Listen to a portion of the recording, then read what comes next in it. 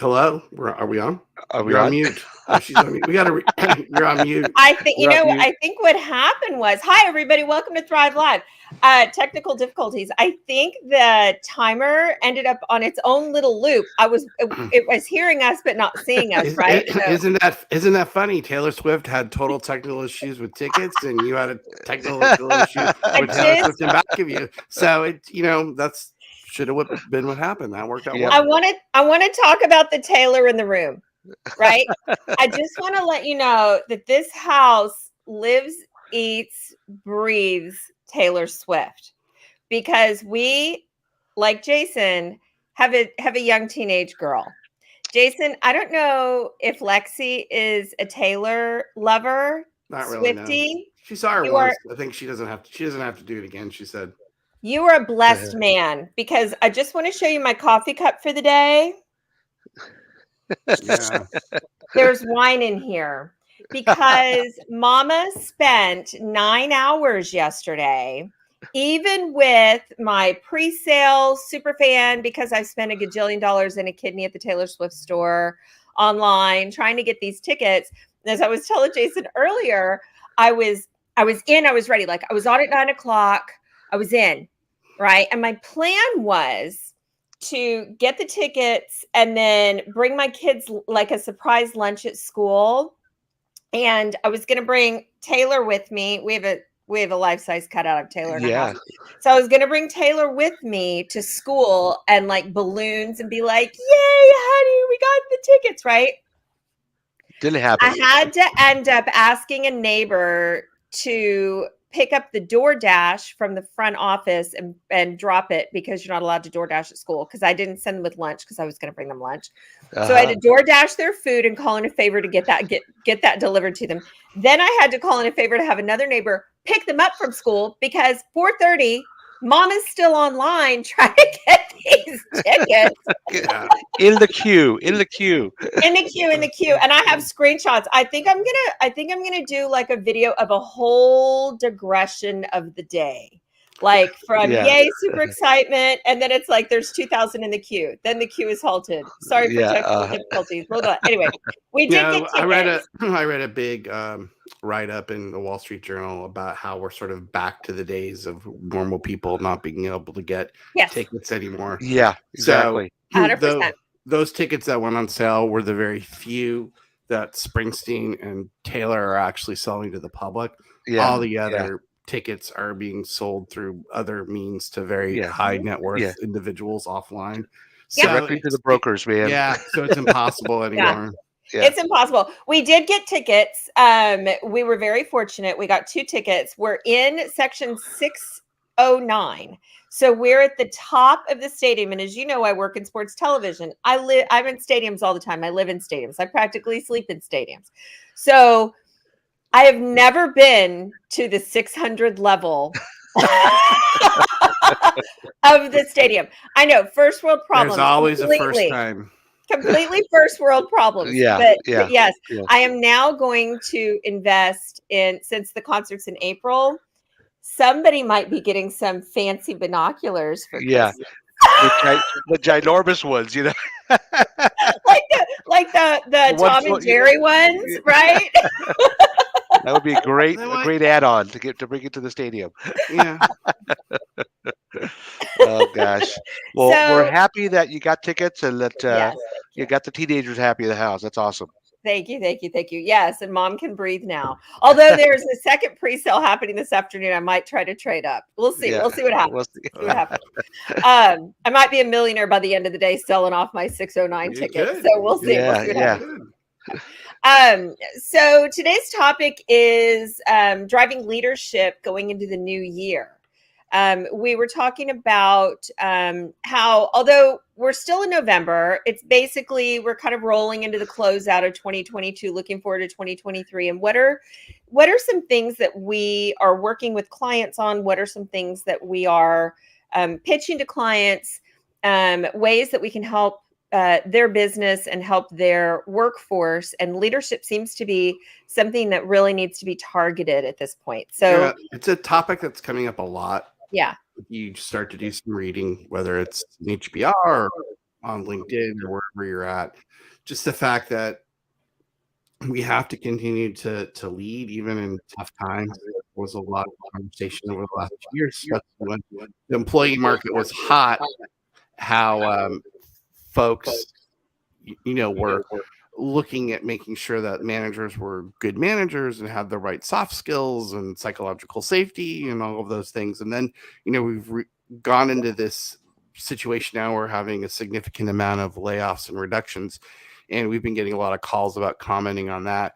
So what's also being said is this is now not the time to let up on good leadership. It's probably time to double down on good leadership in terms of making sure that you're being a good manager, that you're putting vision and values out there, that people know which direction the company is going, that you're communicating with a lot of transparency, that you're still developing the people that are important to your organization. You don't want to leave them behind even in tough times, and that you're really making sure that you're leading with empathy, especially as people are really starting to wonder, gosh, do I have a job?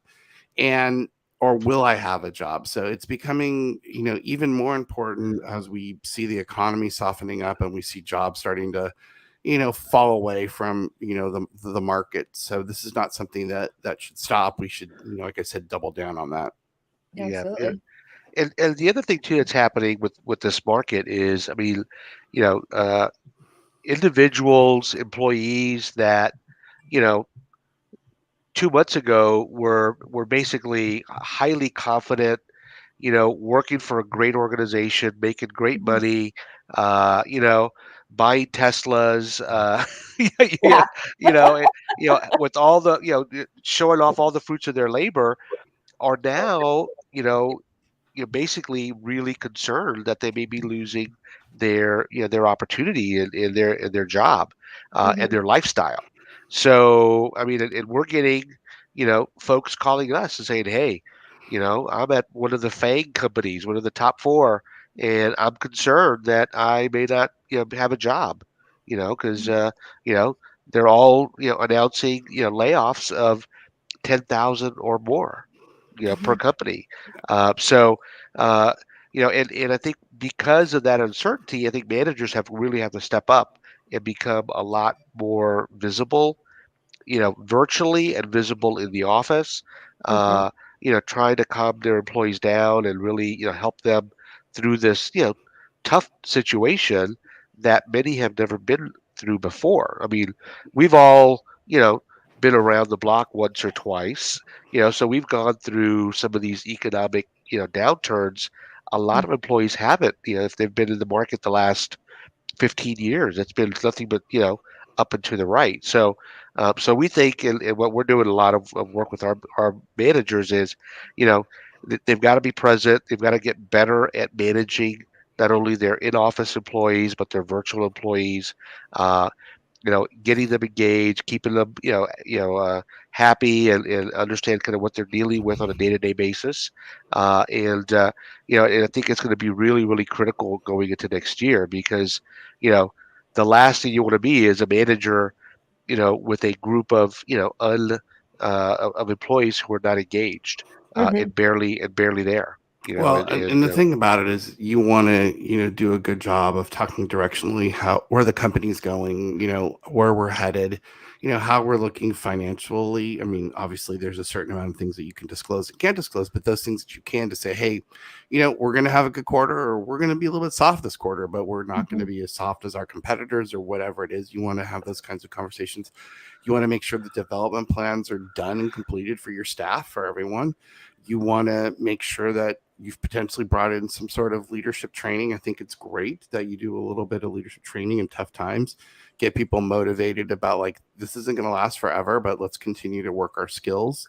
If you haven't, done any sort of 360s and you want to do that and use this as a time to do 360s for some of your management team and see how they're managing. If you haven't done a pulse survey, or you haven't done an engagement survey, might be time to do a small engagement survey to see where people are at.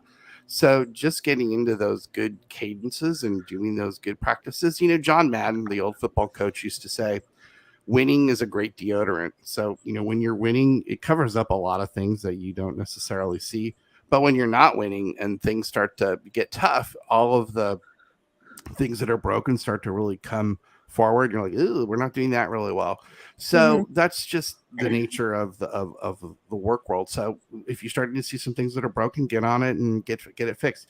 You know, when you're naturally doing well and you're making a lot of money and the company's moving forward, and you know, there's all sorts of really great things that happen. But you know, when things get tough, you know, those things slow down, and you need to continue to or start, if you haven't had a good cadence of making sure that your management skills are up to snuff with your employees.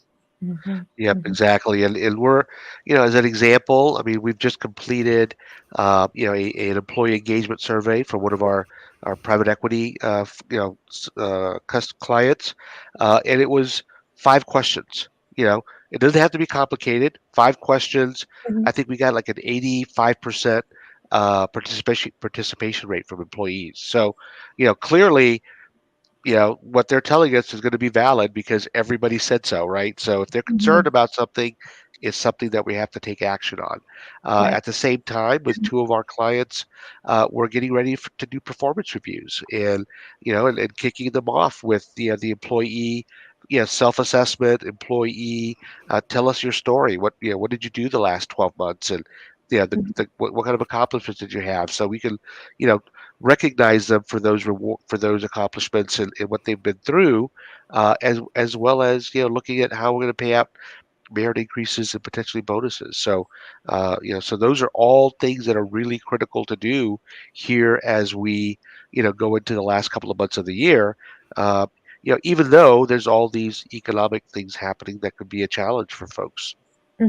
Absolutely. And what I'm also hearing is, if it's not your typical practice to do these things, right, to engage with your employees, to discuss the direction of the company, to have visibility, all of the things that you guys discussed, if those aren't typical practices, maybe now is a good time to start creating your plan for that going into the future, going into the new year, so that you're prepared to walk into 2023 saying, right, here's what we're going to do.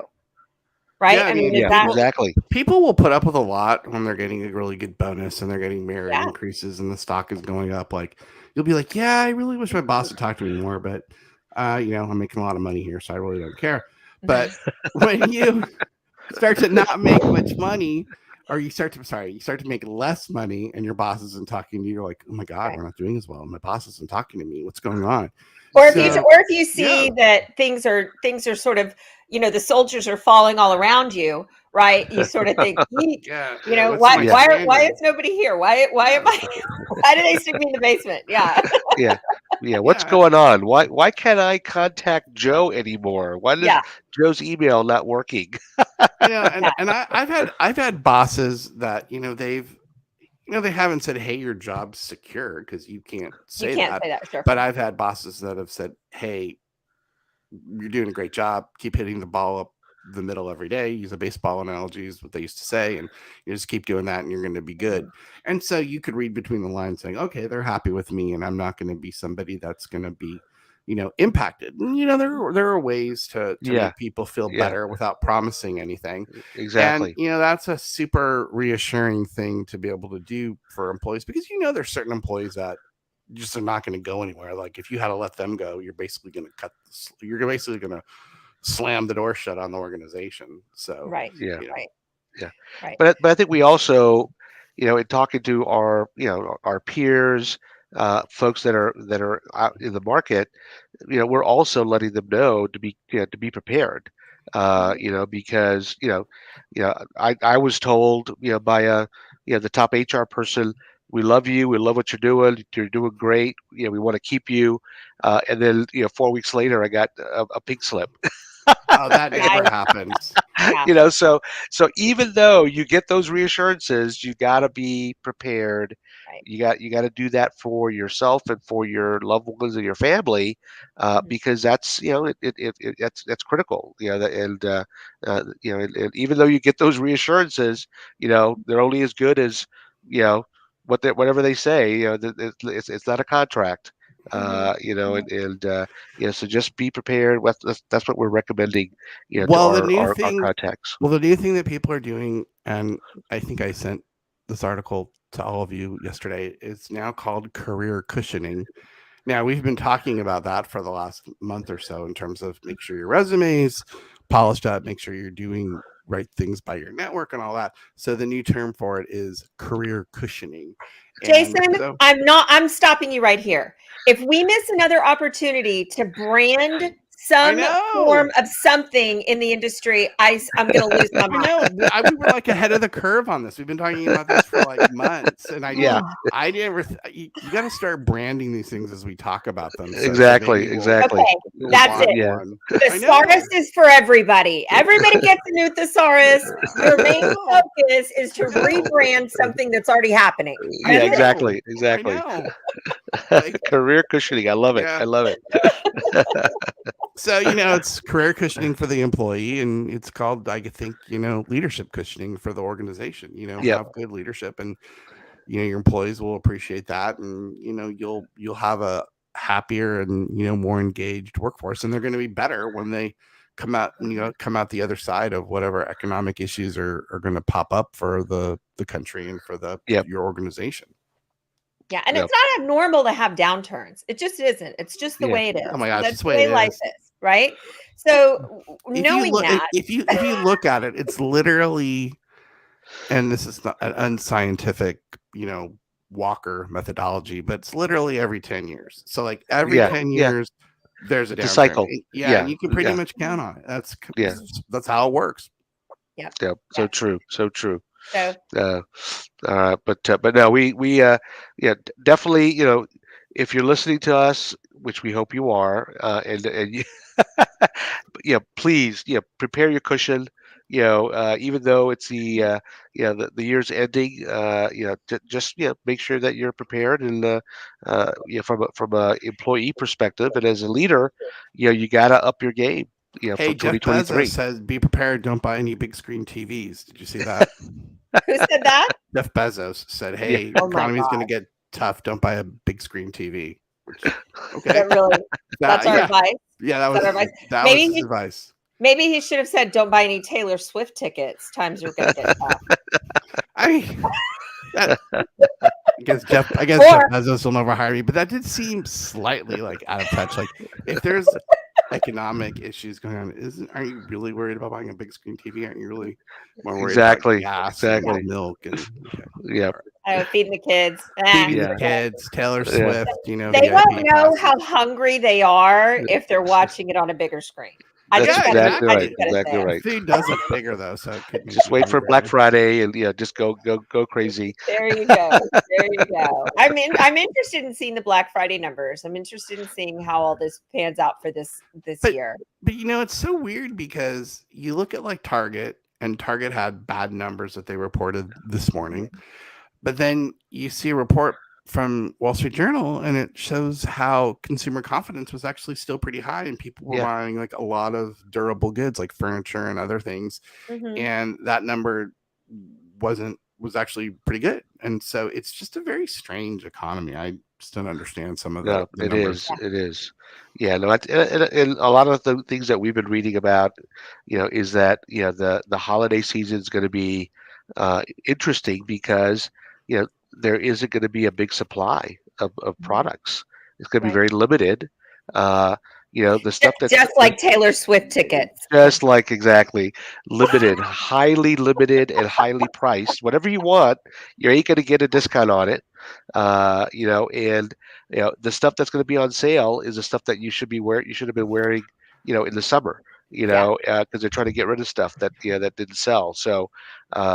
It's going to be an interesting holiday season from a retailer's perspective, and people are still spending money, and restaurants, at least here, tough to get in. They're always full, so and the bills are going up. So so there's some the folks that are doing well are continuing to do well, which is good. Good to see.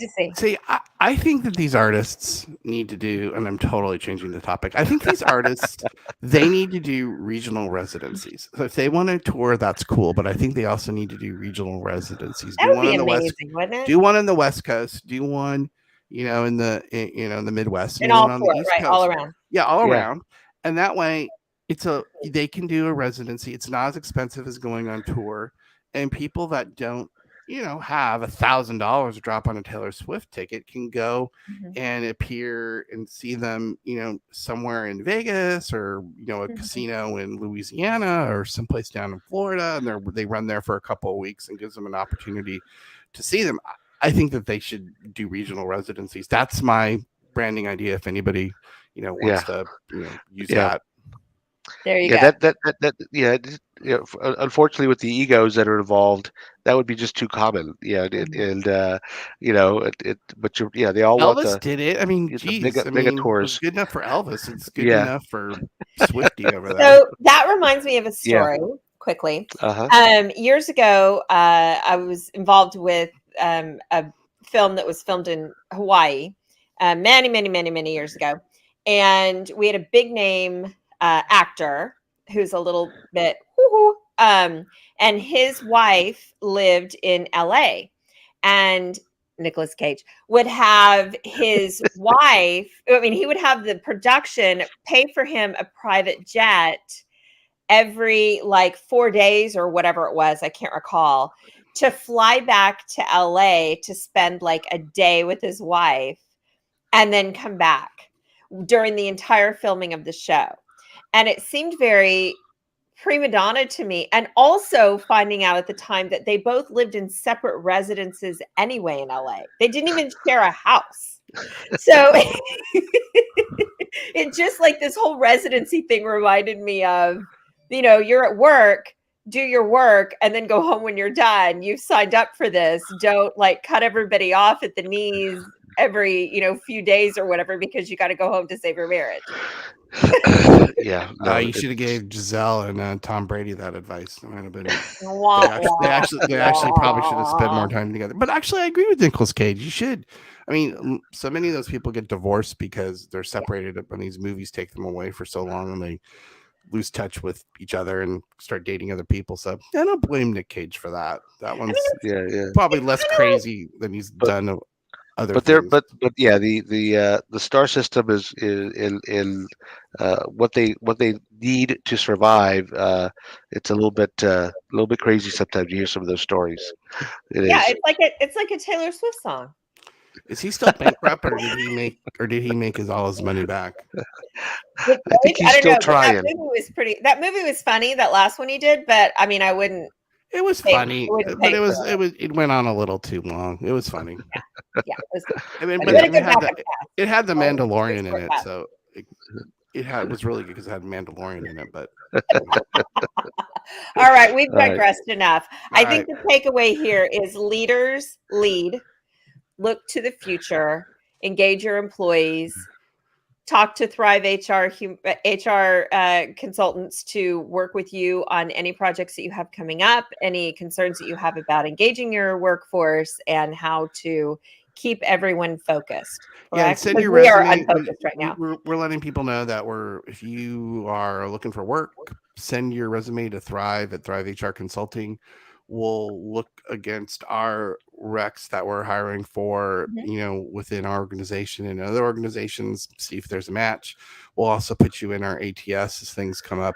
And then just as we get referrals for things, as we have resumes, we'll refer you, and that's of no cost to you. Exactly. So and we've had, people that have already started to take us up on that. So we're more than happy to help you. So just email your resume to us, and we'd love to work with you. Exactly. Love to help anybody that is in a career transition situation, and to help our clients better engage with their workforce. And if you know the Ticketmaster system in and out and work for Ticketmaster, or have been some sort of technical employee with Ticketmaster, give Beth a call so you can help her maneuver the complex. I have so many screenshots. I think Jason followed my social media yesterday when I was like, "What is happening?" And you saw what my recommendation was. Yeah, I ignored your recommendation, Jason, but thanks for your input. My recommendation was stop it and go drink. That was my recommendation. That's what today is for. There you go. Great. All right, everybody. Have a really great day. If you got tickets, enjoy the show. Be grateful. If you didn't, you can probably catch some bootlegs on YouTube. Sounds good. Good. Later. Take care, everybody. Right. Bye-bye. Thanks, everybody. Bye, guys.